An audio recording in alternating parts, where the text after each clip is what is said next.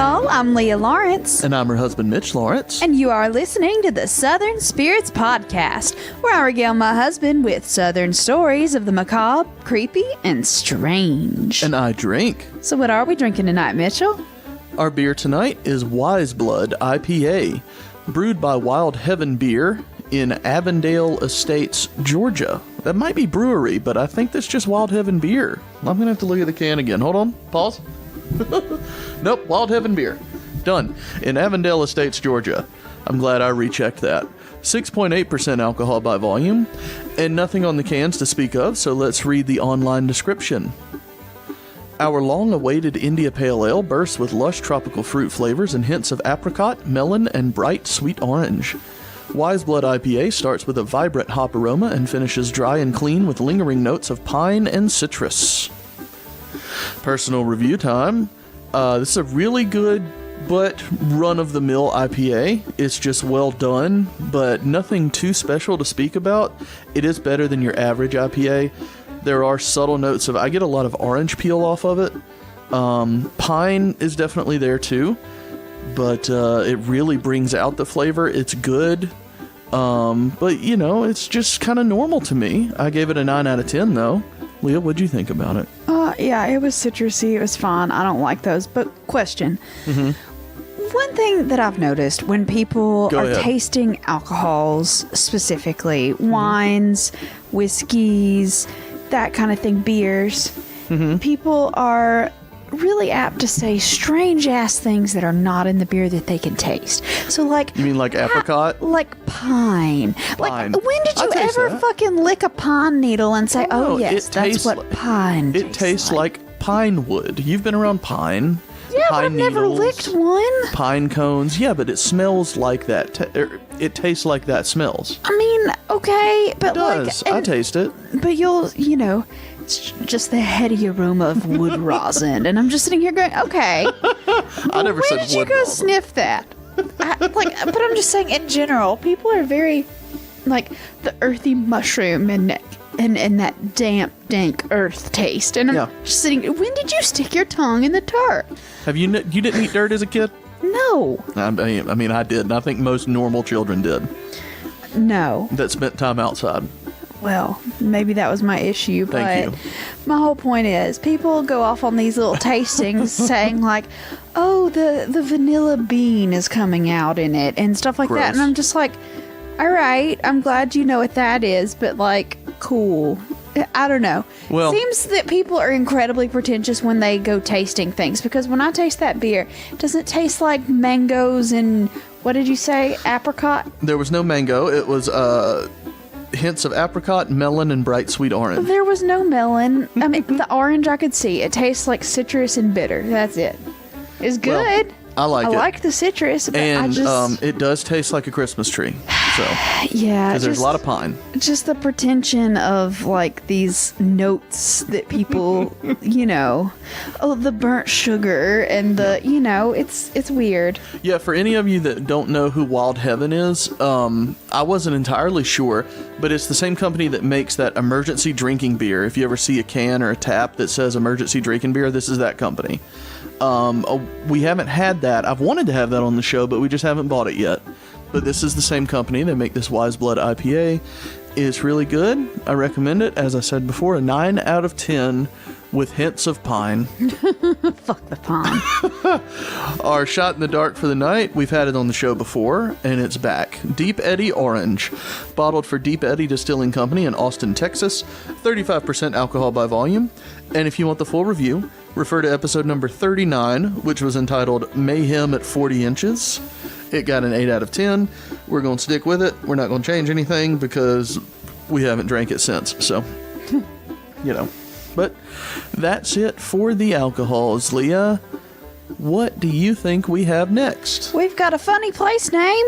All right, funny place name. Yes, sir. We're going to Mississippi, into Tunica County, and Tunica or Tunica? Into Tunica. I stuttered. You don't have to point it out. No, I didn't know if you were saying. Okay, we're going into Tunica. Yes. Okay, Tunica County. Got it.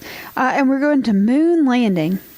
All right. Moon landing. But it's spelled Mhoon. Moon landing. So this is where Stanley Kubrick staged the moon landing. The Mahoon landing. The Mahoon landing. You're right. That's my bad. This is where he staged the Mahoon landing. Yeah, so basically, the Mahoon landing was named in 1959 after an African-American settler there. His name is Phaeton Moon, and it was his job to take his wagon to Rabbit Island, which is like a little island off the river, like north of Moon Landing. And it was his job to put the lantern up in the lighthouse for riverboats, so they could sort of navigate down the Mississippi. Okay. And so he was, the lighthouse keeper there, and he was also, basically, while he wasn't doing that, there was a lot of people dropped off goods and stuff like that, and he would transport them to market in Austin, Texas. So he was boring as fuck. Yeah, I mean, it was just he lived there, and it was his landing, and his last name was Mahoon. Mahoon. And yeah, so that's how that got its name. But I just think it's funny having a place in Mississippi called the Moon Landing. I think it's Mahoon landing. Mahoon. Well, that guy's boring as hell. But apparently the the land and stuff around Moon Landing is too close to the river, and it's really high risk of flooding, and all of that's in a floodplain. So as of like the 2000s, it's one of the least expensive acreages of land in Tunica County. Well, that's nice. At least it's cheap land that nobody wants because it's floody. So anyway, Mahoon Landing. Hashtag floody landing. Yeah. Yeah, there's a lot of flood land around here, and I wouldn't want any of it. There sure is. We're right above a floodplain, and bless, when it gets raining like it did earlier this year, the people at the bottom of our hill, they literally had like a foot of water in their house. It was awful. But anyway, we live on top of the hill, so that's not our problem. Yeah, seriously, 7 houses down from us, we're about half underwater. Yeah, it was a couple months ago, and we're just dry. All the water just goes right into there because we live on top of a hill. Yep. Sorry, our rainwater drained onto you. Yeah, part of that was our fault. Sorry, guys. Anyway, all right. So I'll take the blame. Excellent. Go ahead. What's next? Well, generally you go into, well, are you ready for your first story? Do you have something for me today, Leah? No, just crickets. Yeah. Crickets. Go ahead. You really need to bring out the cricket We sound all effects. know what's next. Do we have that? I don't know, do we? Yeah, hold on. It's like a single cricket, though. That's the problem. Oh, it's just one cricket? That's it. I don't even hear it. I don't hear it. Anyway, stop pressing it. You don't hear it. But you're gonna piss someone off that's got headphones in. You don't hear it. Well, I don't know that I hear it. Oh, I forgot that these headphones there's only one channel in these headphones. You ready? Yeah, 1 second. Oh, I hear it, but that's irritating. No, stop. Anyway, enough of the crickets. So what do we have next, Leah? We're having our very first story of the evening, like you knew. Oh, yay. All right, so we're doing a fun cryptid that I had never really heard about until I started reading more about just cryptids in general. All right. And this particular cryptid was first found in the South, and a lot of the main sightings of it are in the South, but there are also sightings up into like Ohio, Chicago, Illinois, that kind of New Hampshire. As far Did you just say Illinois? Illinois. Thank you. Illinois. Thank you. Illinois. Illinois caviar. Roseanne Barr. Mid-size car. All right, Dobby, fuck off. Sorry. There's a dog in my feet. Okay. Story time. So yeah, this cryptid can be found all over, sort of from the middle of the United States east. So we are talking Yeah, our dogs are scratching like crazy, just making so much noise. We buy you such expensive medicine so you don't scratch, and you fucking do it anyway. Yeah. Thanks, guys. Thanks for the recording noise. But anyway, we're doing devil monkeys. Devil monkeys? Devil monkeys. Dobby's a devil monkey. He is a devil monkey. Look at him. All right, so... the devil monkey sort of falls into the primate-ish kind of category. So when you think about a Bigfoot or a Sasquatch, you're like, this is basically a big, hairy, tall humanoid kind of thing. Well, that sounds but racist. It's not. It's just because that's what a Sasquatch looks like. All right. But these particular creatures, these devil monkeys, are actually a little bit more on the ape side of the hipster Bigfoot spectrum. Oh, yeah. I forgot. The continuum. The continuum, yes. So it's more ape-ish than it is, like, people-ish. And so, basically, instead of walking bipedally, they're most likely seen to be more like the walking on their back legs, but also have those really long forearms, sort of like a gorilla. And they sort of walk around on four legs, can be seen up on two. Kind of like a bear. Yeah, I mean, yes, but more with a build of an ape, you know. Okay. And so a gorilla. Gorilla-ish, but anyway, it's there's some differences, but anyway. So these creatures are said to be anywhere from about 3 feet tall to about 5 feet tall. They're generally covered in reddish, dark brown, or black hair, and it's usually really shaggy.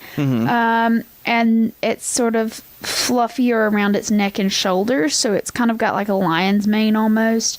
And then it also says, some people say that it doesn't have a tail. Some people say that they've got a big old fucking bushy tail like a kitty cat. So that's, who knows? One or the other. Maybe some of them are naturally bobtailed. I don't know. Oh, but yeah, sweet. Like I said, it's sort of Sasquatchian, but less human than a Sasquatch. Okay. And they're supposed to be really good jumpers. They jump with great gusto and force. So shot in the dark. Okay, hold on. I'm still just having fun with the jumping with gusto and force. There we go. All right, shot in the dark. How far can a devil monkey jump? Are we talking vertically or horizontally? Long jump or high jump? I assumed long jump. Okay. Because you said how far and not how high. Yes. They're supposed to be jumping forward like a kangaroo and not like up and down like a basketball player. Okay, like apes do sometimes. Yes. You know, gotcha. Okay. Like an aggressive attacking jump forward as opposed to let's see how high we can go. Okay. So an aggressive jump.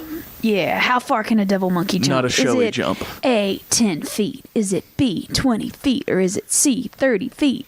Devil monkey jump. We're talking flat ground, not elevated in a tree. Flat ground from like a long jump, like from flat-footed. Are we talking? Okay, so not running start. Not running.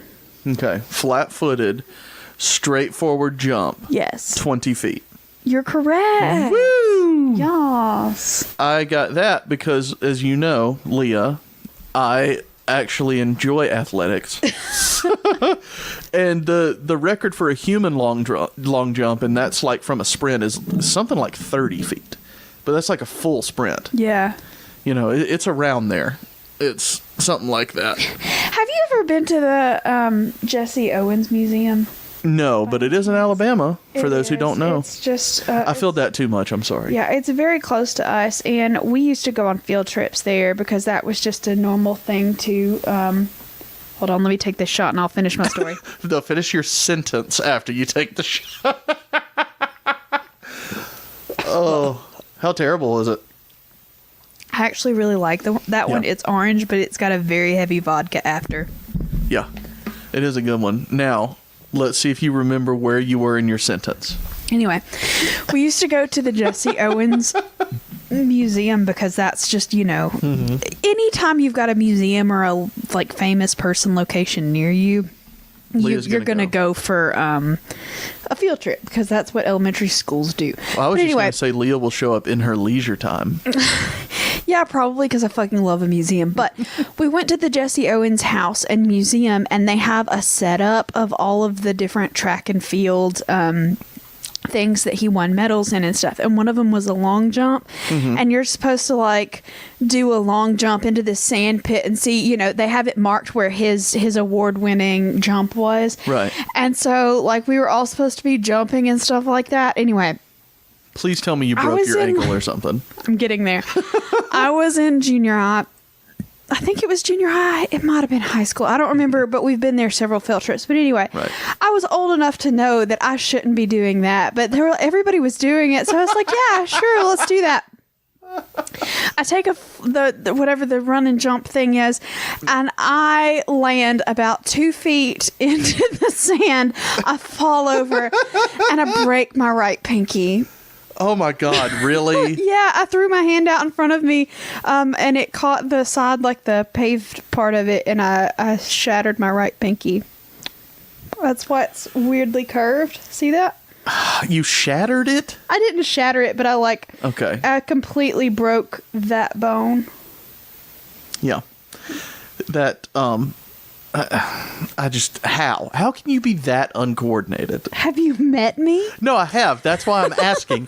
How can you be that? I'm pointing at you twice, uncoordinated. I don't get it.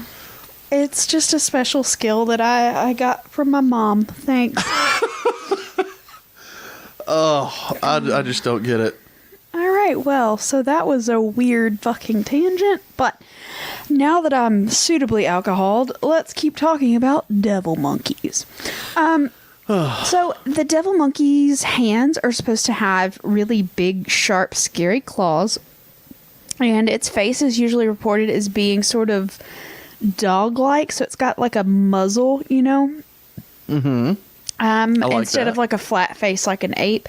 But some people also describe it as having sort of a baboon-like features. Okay. With the big fangs and that kind of thing. It's supposed to have a really big mouth, and it's got really big, sharp teeth with oversized canine teeth. It's got fangs, like fangs, yeah. And they're also described as being able to make like these really terrifying loud screams and whoops and whistles and barks. And this is a human dog ape. Kind of. Yeah. Basically, it's a devil monkey. Yeah. And it's really aggressive. So it will, like most Sasquatches, unless you're pointing a gun at it, are like pretty chill and just like don't want to be messed with. Really? Sasquatches know what guns are? They do, weirdly enough, but that's another story for another day. Okay. But basically, these devil monkeys are like aggressive as shit for no good reason. They come up and attack people when you haven't even known that they're there. They're very aggressive cryptids. So, that's one thing that's special about them. How exciting. So the first sighting that is recorded of a devil monkey happened in South Pittsburgh, Tennessee in 1934. You've been to South Pittsburgh. Me. Yeah, I've been through South Pittsburgh. Well, that's where the is that the cornbread festival? Never mind. They have a great. We went to a cornbread festival. Much more fun than it sounds. It's fantastic, and the Lodge factory, like the Lodge cast iron skillet factory, is right there too. And you can buy their like seconds for real cheap, and you get all sorts of free like cornbread mixes. We came home with 12 boxes of Jiffy cornbread. It wasn't Jiffy; mixes. It was Martha White because they sponsor it. But okay, I'm pretty sure it was Jiffy, but that's okay. It was Martha White because they sponsor it. But it was muffin mix and all sorts of stuff. It was awesome. But, so yeah, go to South Pittsburgh's Cornbread Festival. It was already this year, but next year. Not near as populated as Pittsburgh, Pennsylvania. That's true. But way more cornbread. Way better cornbread festival. I don't know. I've never been to Pennsylvania's Cornbread Festival. Yeah. I can't speak to it. My guess is they don't have one, but anyway. I don't know. All right, so that year, there were a lot of reports in this area claiming that people had seen a baboon-like creature leaping and bounding and dashing across the fields and roads and like freaking people out. And at the time, people were like, "Oh, it's an escaped kangaroo." And where the fuck? Where? That's what I'm saying. Where the fuck? In Australia. Tennessee, It escaped from Australia. In rural Tennessee in 1934. Where the fuck are these kangaroos coming from, because they were really good jumpers and stuff. But like eventually, a little after that year, those sightings sort of dried up. No one reported them anymore, so it just sort of went away. But in 1959 is when sort of the main attack that you'll hear about if you're researching devil monkeys happened. So in 1959 in Saltville, Virginia, there was a couple, their last name is Boyd, and they were driving along sort of a rural road, sort of murder road kind of thing. And them and their daughter Pauline was in the car, and they were just making their drive, hanging out, going through the trees, and all of a sudden, just unprompted by anything, this ape-like beast like just jumps out of the woods and starts chasing the car, and it reaches the car, and it starts just like fucking wailing on it and gnashing and just trying to grrr. And so they're freaked out, like, what the fuck is this thing on our car? And the girl got a good look at it because she could, turn around and look at it. And she said it had light taffy colored hair, a white blaze down its neck and underbelly, and it stood on two large, well-muscled back legs and had shorter front arm leg things. What? Yep. Like T-Rex arms? More like, yeah, I guess. Thank you. Little weird arms. Okay. And so, regardless of whatever it was, their car was left with these huge scratches and gouges out of the metal. And they were real freaked out about it. And then a few days after that sighting happened, another incident happened driving along that same road in Saltville. And this time it was two nurses, and they had a car, and they were just driving along, going somewhere fun.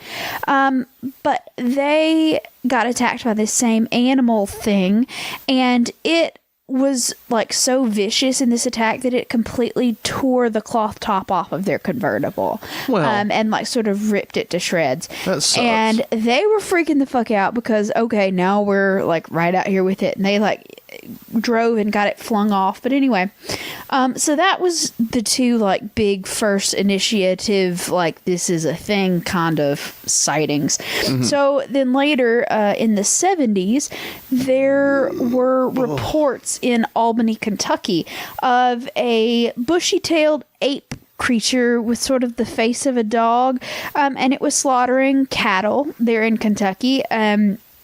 And those reports were so wide and varied that a really famous cryptozoologist called Lorne Coleman, I've talked about him before, but you might not remember him. I have no recollection. He actually runs a cryptozoology museum, and he's written a lot of books, and he does all the tours and stuff. But he's one of the more like respected names in cryptozoology. Okay. But anyway, he showed up. It's a funny sentence.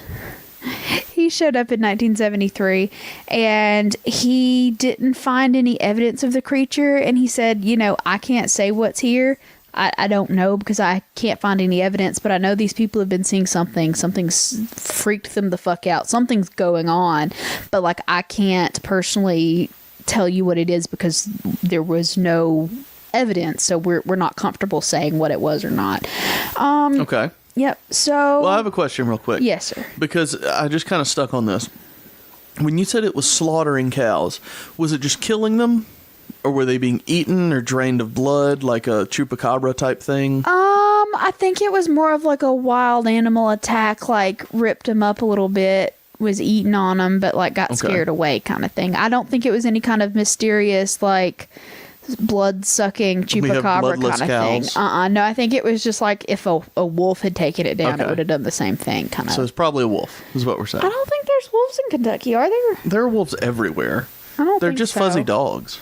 That is not accurate, but okay. Yeah, it is. Wolves are normally in colder weather for the most part, and it's pretty cold in Kentucky most of the year. Well, at least for half of the year. I disagree, but anyway. I mean, we have wolves here. If anybody lives in Kentucky... No, we don't. We have coyotes. They're very small wolves. That is not at all the same thing, sir. I know. But anyway, if you live in Kentucky and you know the wolf population of your state, give us an email, southernspiritspodcast@gmail.com. Could have been coyotes, too. Anyway, so... Then another situation sort of very similar to the one in Kentucky also broke out in sort of the rural farmland in Georgia in 1979. And they report sort of this same kind of monkey dog face, scary teeth kind of thing, but they add that its tail wasn't fluffy, but it was like a beaver's tail, but like fluffy. Tail? It was like a flat tail, but the tail was fluffy, like a cat's. A flat fluffy tail. A flat fluffy tail. Okay. And then in 1994, there was a lady in Roanoke, Virginia, and she was driving down this dark road at 2 a.m, and this scary fucking creature, she called it a cross between an ape and a wolf, just jumped out in front of her car and starts fucking around with the car and all that stuff. She said it was probably maybe 6 feet tall, really thin frame, covered in fur. And the U.S. Game and Wildlife Commission were like, oh, it's just probably like a feral dog or something. But she was like, there's no fucking way. There's no way. There's no way. Okay. And then this next one actually has a picture involved. Oh, wow. Yeah. Okay. Is this something I can look at? Yes, I've got it pulled up that I thought you might want to see it. But anyway, so in 1996, there was a lady named Barbara Mullins, and she was driving along Louisiana Highway 12, and she noticed this mass that had been like, like you see an animal that's been hit on the side of the road. Oh, so she pulls her car over and investigates, but instead of a dog head, like she expected it to be a dog that had been hit, she said the face looked like a weird baboon kind of thing, but the hair was really long and it had thick shaggy hair and pointed ears and weird like ape arms and legs, and she was like, oh, that's fucking weird. So she took pictures of the body, and these are those pictures, but remember, this is 1996 and it was a point and click camera, so that kind of looks like a porcupine, but with fur instead of quills. Does that make sense? It does. You know what I mean? Yeah, I do. Yeah. Maybe a cat that just never got trimmed. That is way too big for a cat. Well, fluff-wise. But, I don't know what the fuck that is. So, y'all look that up. If you're interested, just Google Barbara Mullins devil monkey picture, and it'll come right up. That's the fucking episode title. Oh, Barb. Anyway, so yeah, a lot of people are like, oh, that's just a regular dog, but it's like decomposed a little bit, so like it just has a weird ass face because it's not all there. But Barbara claims it's a devil monkey, so there you go. In 1997, a similar creature was found roaming around in Duncansville, Ohio. And then in 2001, in Danville, New Hampshire, this was a big to-do in that area because the residents kept getting woken up by these awful howls and shrieks in the middle of the night. And then people started seeing, this creature. And they said it was really primate-like. It had a dog kind of face, big claws, sharp teeth, the whole devil monkey thing. And on top of that, their fire chief even saw it in person, and he was like, oh shit. So it had been seen 9 times. The fire chief saw the devil monkey? He did. Okay. Over a 2-week period, and it sort of caused like a hysteria kind of thing. But then eventually, like, people just stopped seeing it, so I guess the devil monkey moved on. There was a bunch of sightings of it in Chicago in 2006. They said it was an unusual combination of monkey, wolf, and devil with long fangs, a monkey-like tail, and extremely bright glowing eyes. So we've added glowing eyes now. Yeah. But then in 2009, in Louisiana, there was a wildlife biologist who saw one of these things, and at first he believed that he had seen a dog, but when he kept watching it and looking after it, he realized that this thing's not a dog. And like I said, he's a wildlife biologist, and he sat and studied it as it was moving for a while, and he firmly believes that he saw a devil monkey. So as a biologist, as a wildlife biologist, he believes that he saw something weird. Well, there you go. He's been corrupted. There's a real long quote from him about what he saw exactly, and I can read that to you, but there's a quote that I really want to read next story, and it's really long, and I think I'm going to save my accent for that. I mean, you do what you feel. You can double up on the accent if you want. All right, you want to hear it? I don't care. That's up to you. Maybe the people want to hear it. Let's listen. This is not Dora the Explorer. They're not going to... Stop. Do y'all want to hear it?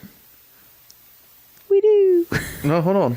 I can't hear them. Let's listen a little bit closer. Mitchell, okay, they don't want to hear it. All right, well. No, I think that means they do. They're saying, no. do it. I don't care. You do what you feel like. All right, I'll read it. It says, okay. At first, I guess I kind of thought it might... Let me try that again. Can I make a... Yes. Can I ask a question real quick before you continue?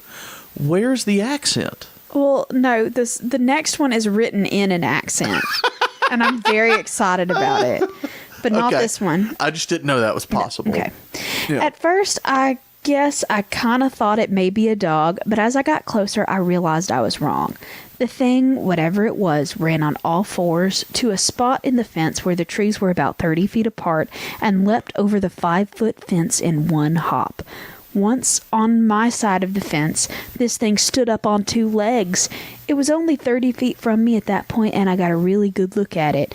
It was about 4 feet tall, maybe a little bit bigger, and it had really big yellowish eyes, large pointed ears, and a sparse coat of shaggy fur. It stood on its tiptoes and had a long, somewhat bushy tail like a squirrel, but not nearly as thickly furred. The snout was very cat-like. I was close enough to make out thick hairs on the face. I'm inclined to believe that these may have been whiskers. Once it stood, it kept its arms to its side, much like a human, but slightly bent at the elbows. Its hands had identifiable fingers with noticeable claws. I know I saw something that day that I could not explain, and I am hard-pressed to ask others to blindly accept what I say at face value. I'm not trying to convince anyone, but rather find answers for myself. In any case, after considering the evidence, I firmly believe that what I saw was indeed a so-called devil monkey. Okay. That quote is insane. And yes, that man has absolutely been corrupted. There's just no doubt in my mind that some kind of devil monkey cult grabbed him and was like, it was a devil monkey. And he was like, I'm pretty sure that it was like a dog or maybe even a llama or something. And they're like, no, it's like they starved him for 4 days. They were like, it's a devil monkey. And he's like, all right, I'm pretty sure it stood up on 2 legs. I've never seen a llama do that. So it's probably a devil monkey. I'm just saying, somebody brainwashed him. Yeah. I personally think that these are actually probably like escaped baboons or chimpanzees or something. Like in these areas. Okay, listen to me. But I mean, like people are really they bad. Were like traveling circuses. And no, I'm talking about like in the modern day ones. Yeah. Like from the 50s on up, people imported exotic pets thinking that, oh, we can raise a chimpanzee like a child. And then like they realized that these things have massive, insane strength and could kill you. And they're like, oh, this is more than I bargained for. And instead of like handing it over to authorities or killing it or something, they just let it go in the woods.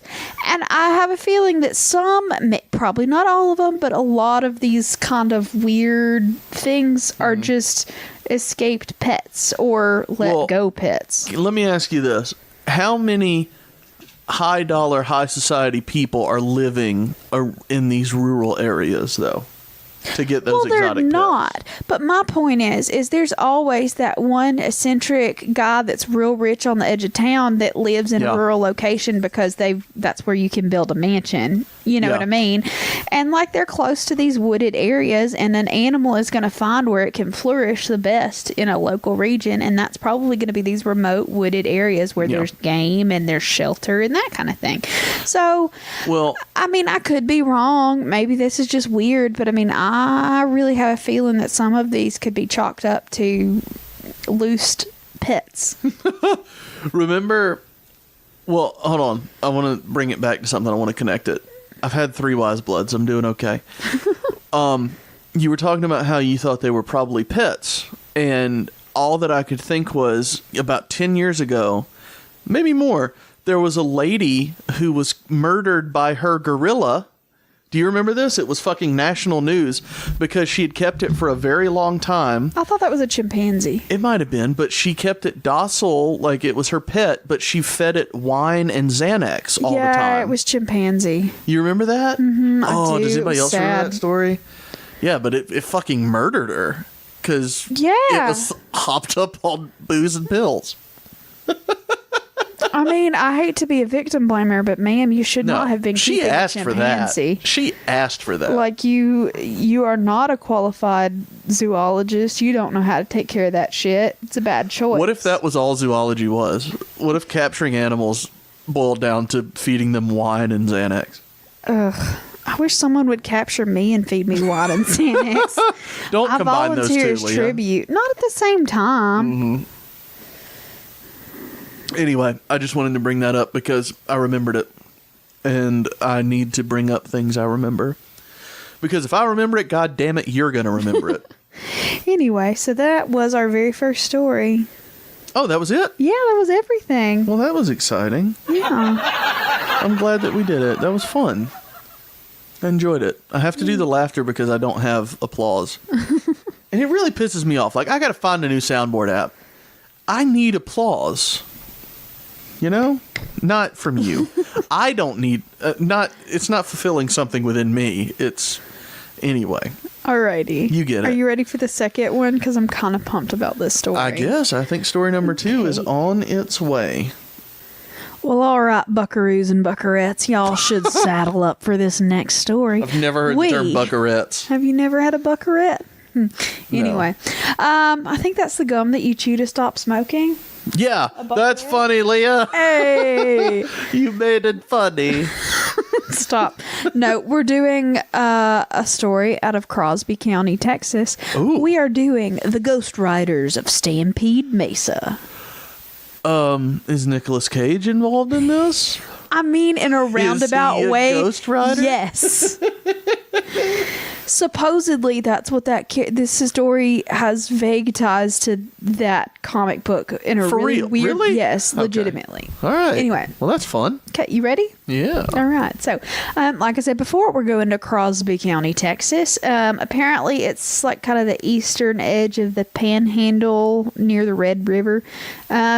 Okay. And there is a lake there called the Blanco Canyon Reservoir.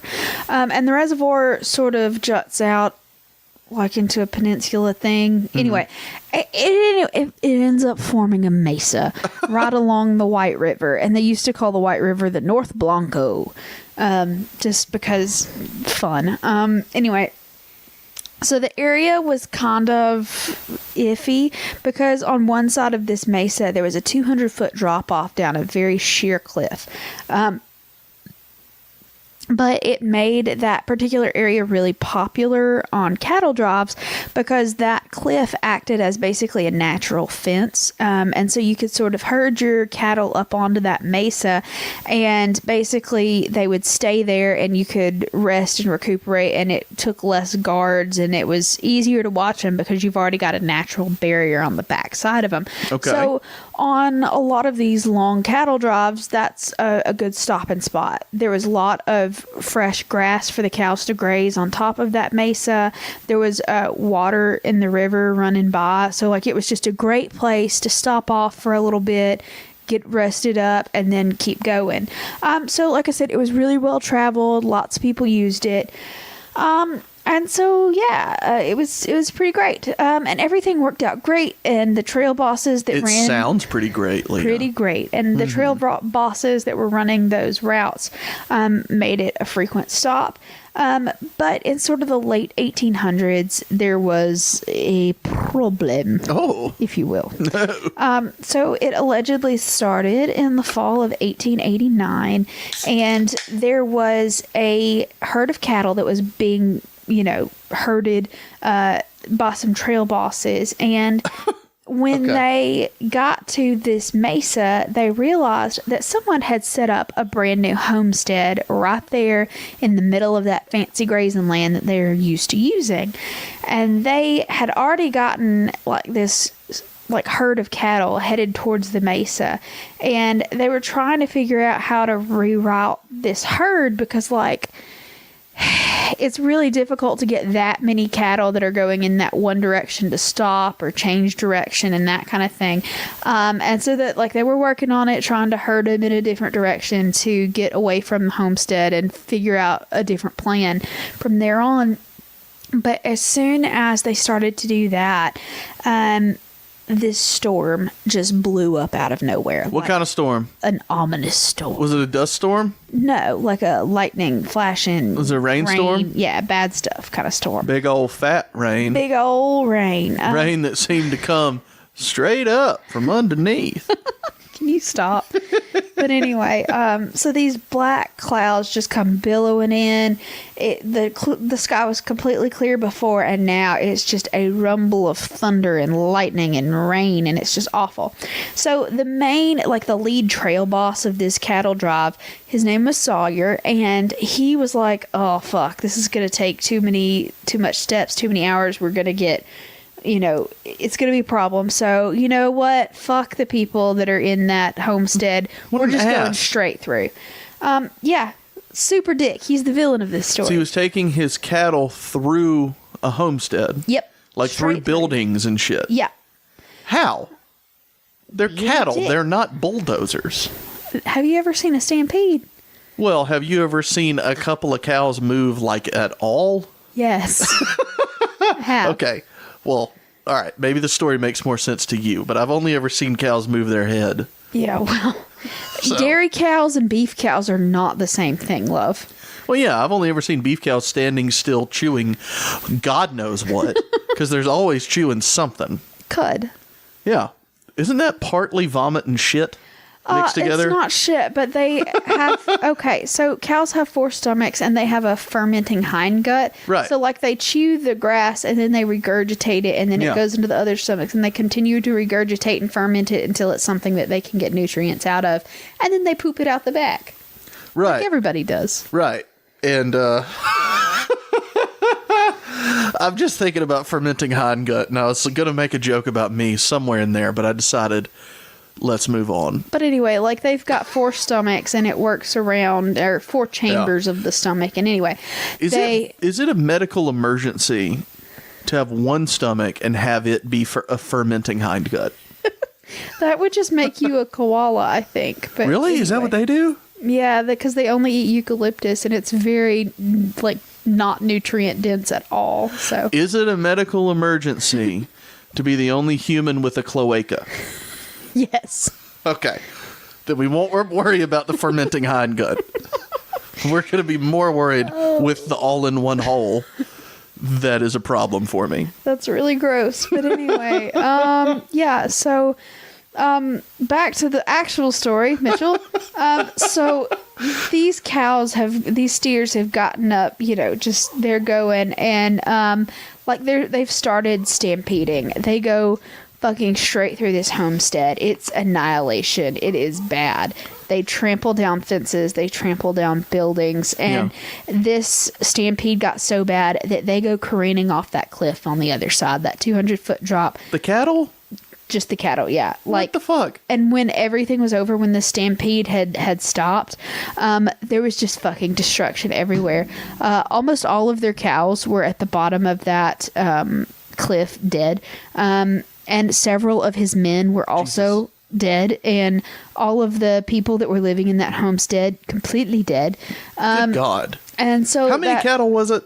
A couple thousand. God damn. Yeah. That's too many. Well, there you go. And so good point. He had a few men left, and they had a few cattle left that did not get didn't jump off the cliff. Okay. So they could have dinner, is what you're saying. No, they had a couple hundred cattle left.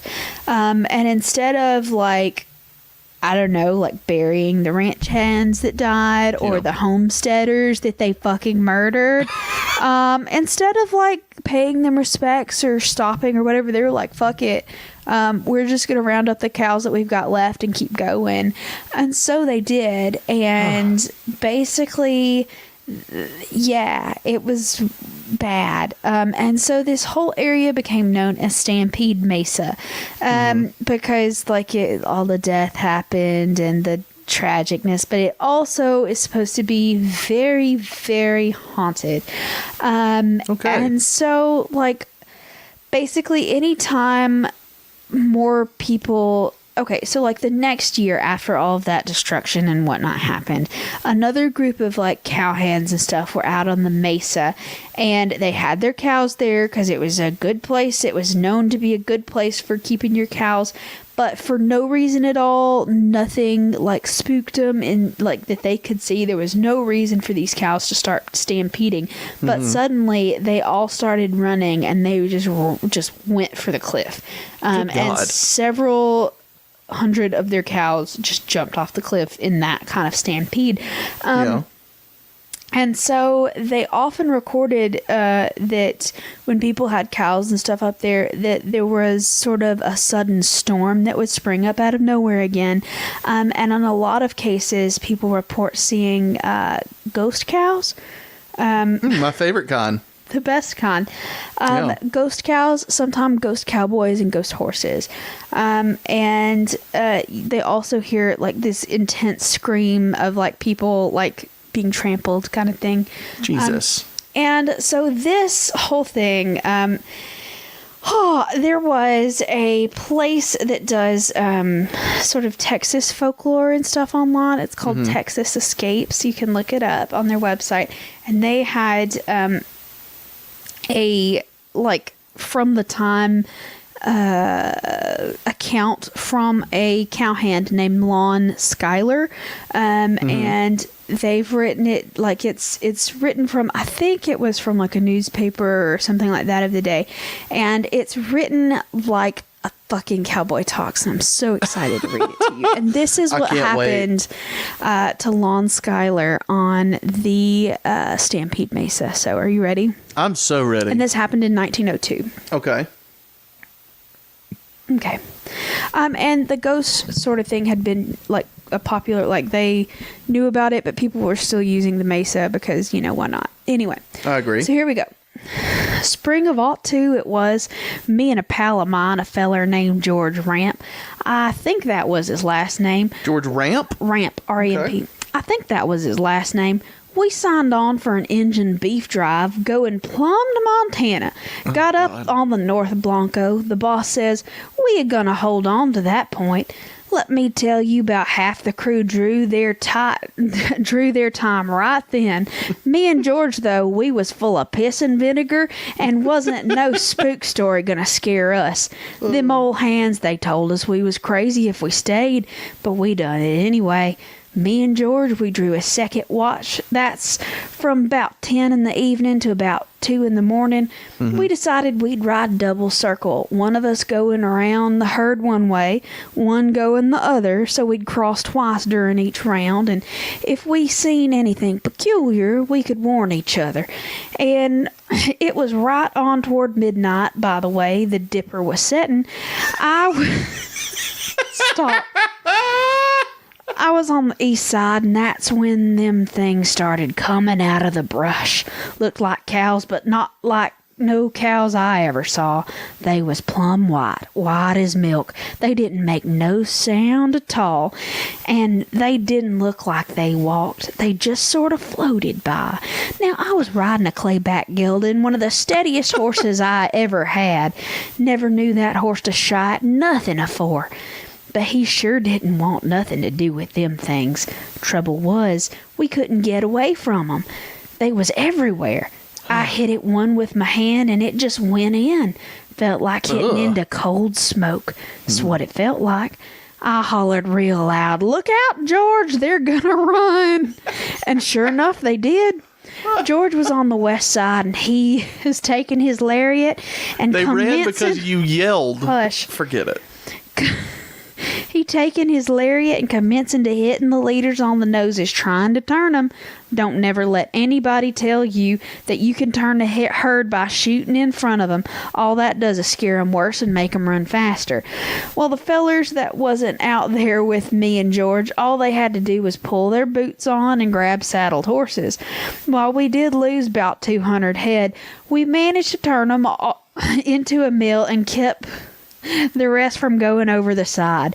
That trail boss, he come up to me a-hollering. God damn it, Lon, he says. Language. It was your holler that started the run. I ought to pull you off that horse and stomp your head in. Now, George, he wasn't a cussing feller. He'd he'd say hell or damn every now and then. But he wasn't a big cusser. He laid into that trail boss, and I swear he called him everything but a white man. When we got... The worst of the worst. Yeah. When he got through, he told that feller if Lon hadn't hollered when he did, I'd be down there with them cows. We was up here, you wasn't. That wasn't no low-flying nighthawk or a rabbit or a possum loose in the herd. We seen them things. They was ghost cows. Ghosts. And we were a-drawing our time right now. Because neither one of us is a damn fool enough to keep working for a damn fool like you. And we're going to tell everybody we run into, all the way back to Lampas County, just what kind of damn fool you are holding a herd on Stampede Mesa. We done it too, and that feller never bossed another herd. Yeah. Yeah, that fucking cocksucker. So that was my favorite thing that I've ever I read love in my that. life. I think we need an encore performance. Do it again. No, but I mean, and it's legitimately written exactly like that. Yeah, that was wonderful. Yeah, it was such I a good loved it. dramatic reading, too. Thank you. So that was Lon's experience on Stampede Mesa. If you ever audition for another part, do that. Just as an audition monologue. Read that, yeah. Oh, that'd be so good done dramatically, though, on stage. Mm-hmm. You have to get in character, they say, okay, show us what you got. And you're like, okay, 1 second. And you, turn around and kind of, take a few deep breaths. And then you turn around and you're like, we was out with the herd. Or whatever however it started. But anyway. That would be so good. Yeah. I'm doing it. Oh, shit. Yeah. I smacked my microphone. I'm sorry, everyone. So, yeah, like I said before, there were a lot of other reports of ghostly activity on Stampede Mesa. The ghosts of cowboys are seen a lot. The ghosts of the cows and ghost horses. And a lot of the times you'll see stampedes, but a lot of the times they're sort of in the clouds. So they're sort of ghost cows just sort of flickering here and there. No, they're actually, you can see cows stampeding in the air, kind of ghostily.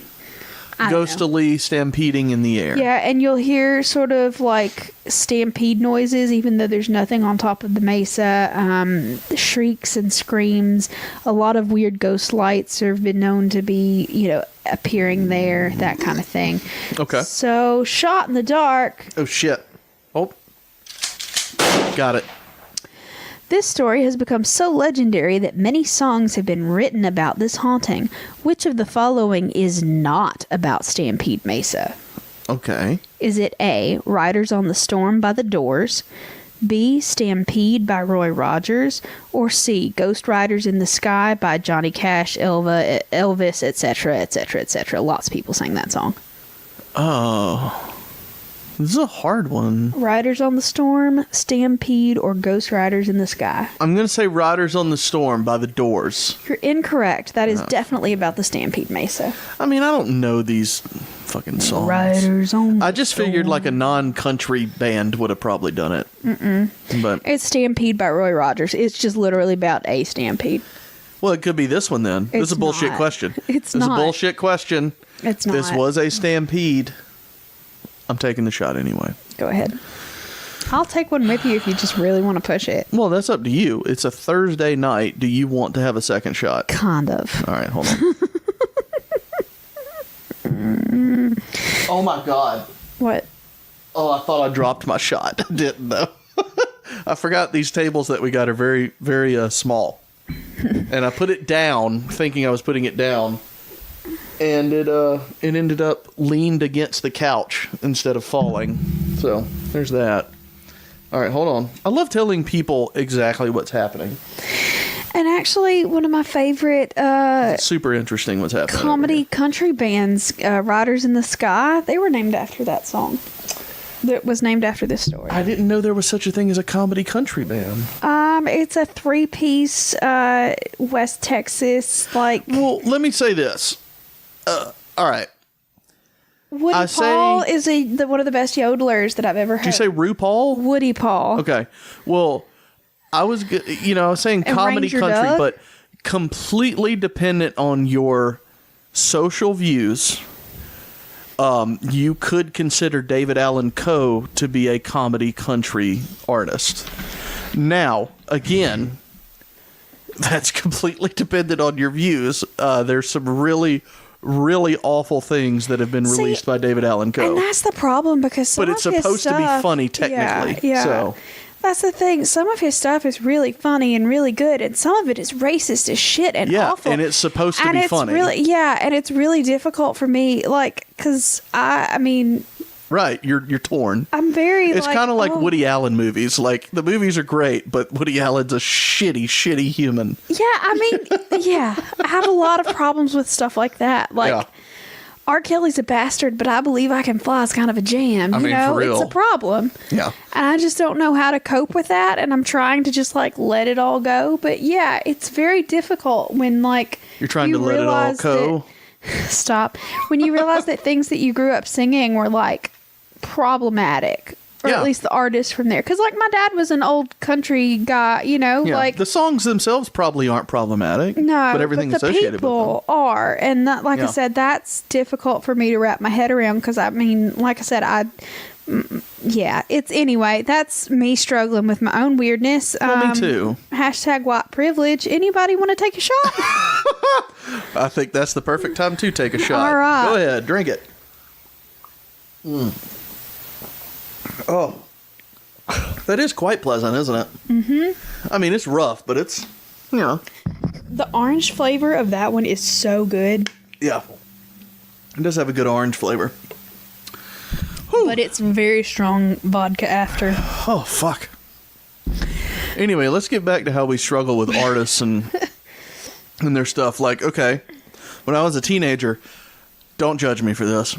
Huge Blink-182 fan, okay? Oh, bless your heart. I know.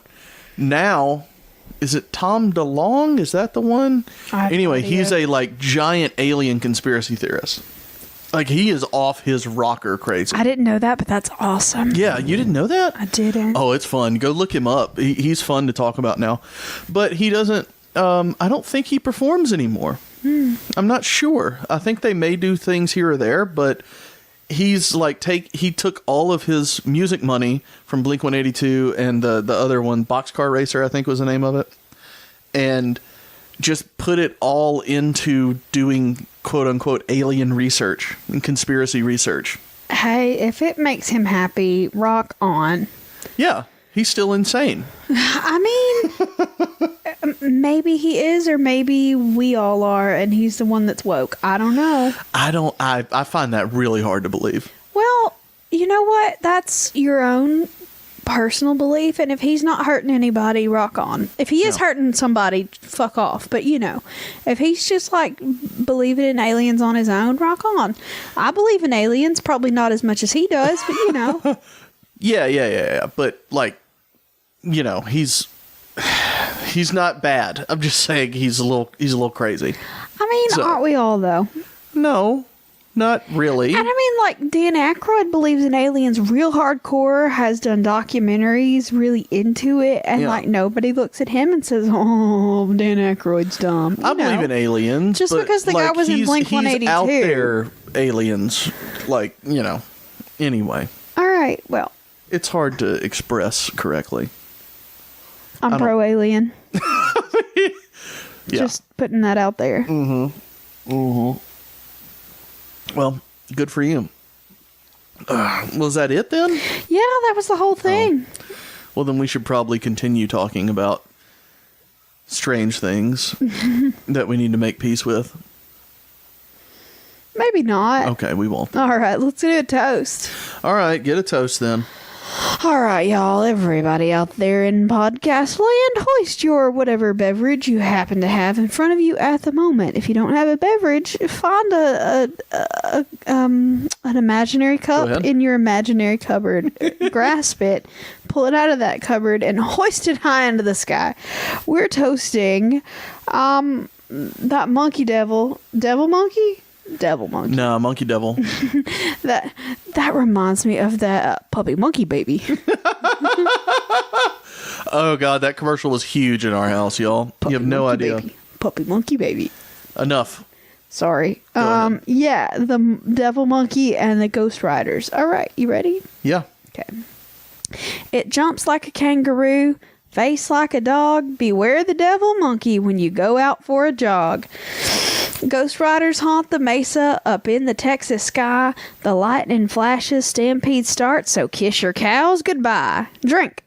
Not bad this week, Leah. Thanks. Not Yay. bad whatsoever. Thank you. You're so sweet. Mm-hmm. Yes. Not bad. I'm proud of you. Thank you. You're so sweet. Very nice poem. You. Well, Thanks. We had a fun week. Hope that y'all did and hope you enjoyed this episode. Surely do. Yeah, this was a good one. I enjoyed it at least. One of my faves so far. Mm-hmm. Also, we've moved our server from one to another. So if you've had any kind of issues getting our new episodes, maybe like unsubscribe and resubscribe, that kind of thing. Like I said, we've moved to a new host. It's an unlimited particular plan now, so we can afford to give you a little bit more content. We're hoping that we can go ahead and get our $20 patrons. We're gonna start recording their episodes, and we can have more space to actually put those out now, and for a little bit less money. So we're using your Patreon dollars a little bit more smart this time. So like I said, if you have any issues with our feed in any way, just know that that's what it is. If you need help, message us on something and we can try to point you in the right direction. That's what I was going to say. It might be weird to put this in the episode that you may not be hearing, but if you're having trouble with finding any old episodes or anything like that, let us know, because we're really working to try to figure that out, because we've never migrated our host before. We're doing it now. We just switched from one provider to another. That's pretty much it. That's it. Yeah, because it's cheaper and we have more space. Exactly. Pretty much it. Yep. So if y'all have any trouble, let us know. You can find us on Facebook, Instagram, or Twitter. Just search for Southern Spirits Podcast. Send us a message over there. We will work as best we can to get you what you need. Join the Possum Passel. Go to patreon.com/Southern Spirits Podcast and find us on there. Give us just a tiny bit of money and we will make it worth it for you somehow. I'm not sure if we actually do that, but not it. Besides, I'm not claiming that whatsoever. Oh God. Oh, but if you have any fun stories, like stories you want featured on Midweek Minis, or any questions to ask us for the Midweek Minis, send anything to those social media accounts, or you can email us, southernspiritspodcast@gmail.com. If you have any fun stuff to send us, like postcards, we have a P.O. Box. P.O. Box 1743 in Hartselle, Alabama. That's HARTSELLE 35640. And this was a really fun week for me. I enjoyed this episode a whole lot. I don't know about you, Leah. Sure did. But it was one of my faves. So we will see y'all next time. Bye, y'all.